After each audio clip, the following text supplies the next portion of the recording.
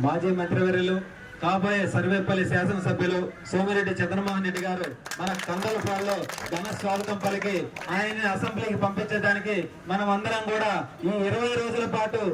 నిద్రాహారాలు మానేసైనా సరే కష్టపడి అవినీతి పరి నుంచి సర్వేపల్లి నియోజకవర్గాన్ని కాపాడడం కోసం మనందరం కూడా చేయి కలిపి ఎన్డీఏ కూటమిని అత్యధిక మెజార్టీతో సోమిరెడ్డి చంద్రమోహన్ రెడ్డి గారిని గెలిపించవలసిందిగా మనస్ఫూర్తిగా కోరుతా ఉన్నాం. అదే విధంగా ఈ సర్వేపల్లి నియోజకవర్గంలో కోట్ల రూపాయల అవినీతి చేసి కాకాని ఖాళీ అయిపోయి ఈ రోజు ప్రచారంలో కూడా జనాలు లేక వెలవెలలాడిపోతూ 3 రోజుల నుంచి నిద్ర లేక చలి జ్వరంతో అల్లాడిపోతున్నారు ఈ కాకాని గోవర్ధన్ రెడ్డి. ఈ చలి జ్వరంతో రేపు మనం ప్రజలందరూ కూడా సర్వేపల్లి నియోజకవర్గ ప్రజలు ఆయన ఓడించి ఇంటికి పంపిస్తే ఆయన అక్కడి నుంచి జైలుకు పంపించడానికి మన సోమిరెడ్డి చంద్రమోహన్ రెడ్డి గారు చర్యలు తీసుకుంటారని చెప్పి మనస్ఫూర్తిగా తెలియజేస్తూ మీ అందరికీ కూడా